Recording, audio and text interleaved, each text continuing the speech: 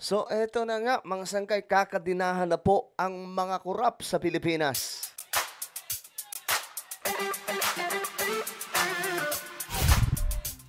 May magandang balita po tayo ngayon, mga sangkay. Isa pong pangmalakasang update yung ating ibabahagi ngayon sa ating vlog. Alright, bago tayo magtuloy-tuloy, sa mga hindi pa po dyan nakakapag-subscribe sa ating YouTube channel, naku, makikita nyo po yung subscribe button sa baba ng video na to. I-check nyo po, mga sangkay. Makikita nyo po yung subscribe button sa baba ng video na to. I-click nyo po yung subscribe, i-click ang bell, at i-click nyo po yung all. Sa mga nanonood naman po sa Facebook, syempre guys, i-follow nyo po yung ating Facebook page. Okay. Ito po yung magandang balita ngayon na gusto kong i-share sa inyong lahat. Alala nyo, mga sangkay, yung sinasabi po natin na ito na po yung tatapos sa korupsyon sa Pilipinas. Itong blockchain na nasa loob po ng Kadena Act. Nako, mga sangkay, ito na nga po. Umuusad na. At ayon sa report, mga sangkay, mukhang maipapasa po ito. Well, tingnan po natin ang balita. Other amendment. No other amendments, Majority Leader. I would like to entertain a motion to close the period of indemnity. Pakita lang natin, mga sangkay. Yan. Ayon po dito, lusot na ang panukalang batas ni Senator Bam Aquino na Kadena Act sa second reading sa Senado nitong Miyerkules. So kahapon, mga sangkay, lusot na sa second reading sa Senado. So yan pa ay good news. Kasi alam nyo, pinapabilis na po ito ni PBBM. Gusto na ni PBBM mga sangkay, maikadena na po talaga nang sa ganun, ang mga kurap ay hindi na po makakapangurap. Ano ba ang mayroon dyan, mga sangkay? Sa Kadena Act. Sa Kadena Act kasi, mga sangkay, eto, basahin po natin. Layunin ng isinusulong na batas ang full disclosure ng government transactions sa pamamagitan ng pagtatag ng digital budget portal para maisulong ang transparency, accountability at public participation sa budget process. Sa madaling sabi, sa mas madaling pagkakasalaysay, ang budget ng pamahalaan ay ikakadena. At magkakaroon po ng digital budget portal.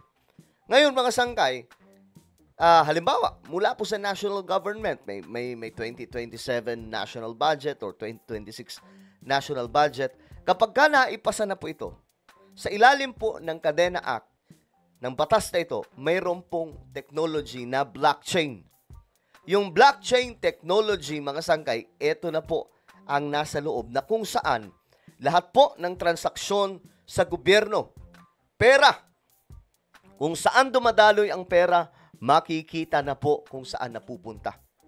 Mula po sa national, papunta sa lower level ng mga public officials, mga sangkay, kung saan mapupunta ang pera, lahat makikita po doon. At kung mayroong kukurapin, makikita kung sino ang nangungurap. Ang matindi doon, itong blockchain ay hindi po yan nabubura. Halimbawa, nagkamali ng pagbibigay ng budget. Dapat 50 million. Ngayon, ang ginawa ng isang DPWH official, o bawasan natin yan kasi dagdagan o bawasan natin. So, dagdagan man o bawasan yung pera, malalaman at malalaman po doon sa blockchain. So, yun po ang kinagandahan. Kaya nga po, mga sangkay, kung maipapasa po ito, ngayon pa lamang po mag-uumpisa talaga, mga kababayan, sa ilalim ng Marcos administration, ang malinis na gobyerno.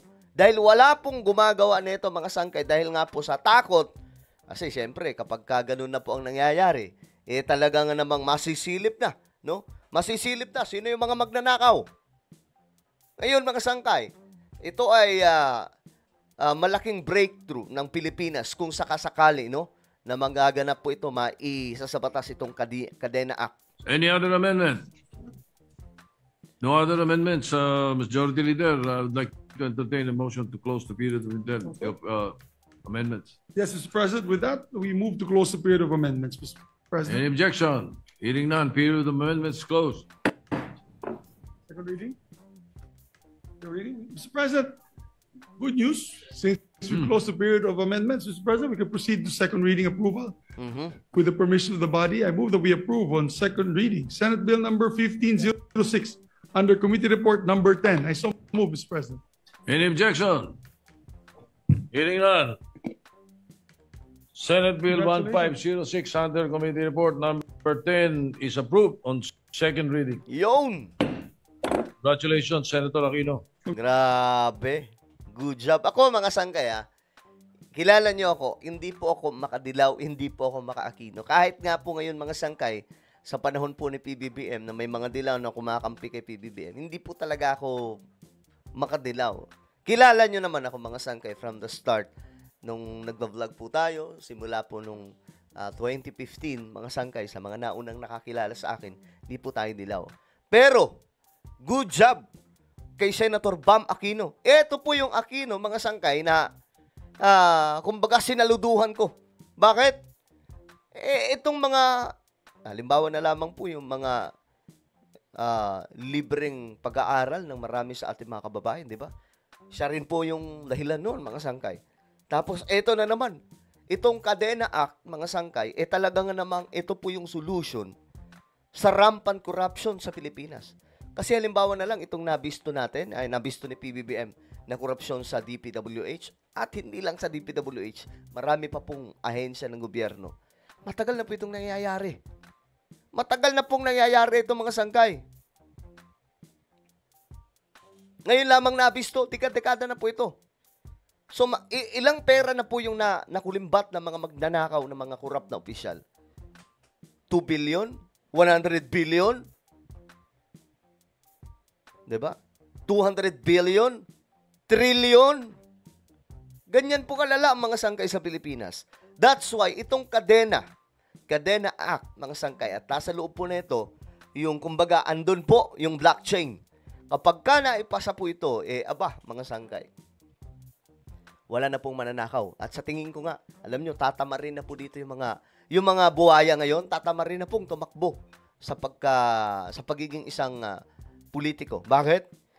Kasi yung karamihan dyan, mga sangkay, tumatakbo lang naman kasi makikinabang yung mga negosyo nila, makikinabang sila sa kanilang kapangyarihan, makakapangurap sila. Dito, mga sangkay, kapag ka nagkaroon na po naipasa na po itong Kadena Act, grabe yung transparency na ito. Guys, lahat ng mga Pilipino may access na pwedeng makita kung sino ang gusto nilang tingnan na senador, congressman, mayor man nila, pwede na nilang tingnan doon kung itong taong ito corrupt. Kapag ka nasilip nila, pwede nila i-check. Halimbawa, Suwanzo Juan, ganyan. Type nila doon. Magkano sinasahod? Makikita yung sinasahod doon. Ano yung mga proyekto nito? Makikita yung mga project doon. Magkano yung ginastos sa tulay na proyekto niya? Makikita doon. Sino yung contractor? Makikita natin doon. Magkano yung materyales? Makikita natin doon kung overpriced or saktuhan. Tama yung presyo. Ayun yung ba noon, mga sangkay? So, pag naipasa po ito, ngayon pa lamang po talaga magsisimula ang tunay na pagbabago sa Pilipinas. Congratulations to our dear colleague. Just when we placed it under the...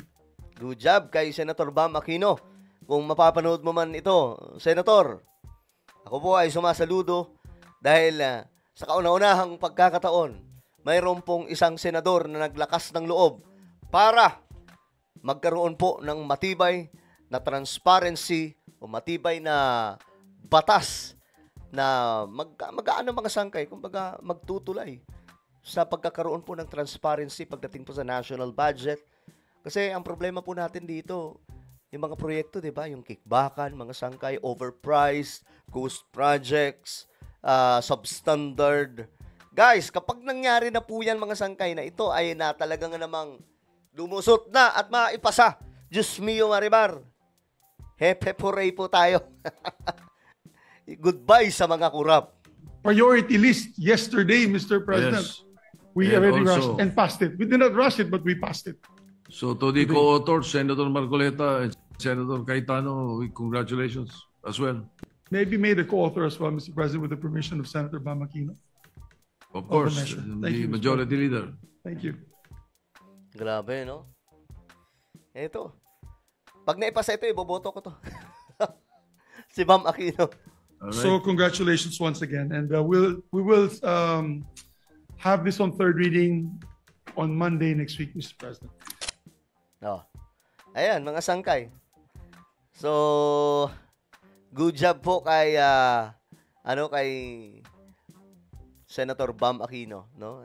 Talagang ito yung kailangan ng Pilipinas. Kapag naipasa po ito, mga sangkay, marami po yung mga buwaya na politiko, marami na po mag-aatrasan dyan. Kasi wala na po sila makukulimbat eh. Kasi yung iba dyan, di ba? Kaya lang naman tumatakbo kasi may makukulimbat. Malaki ang makikikback, di ba?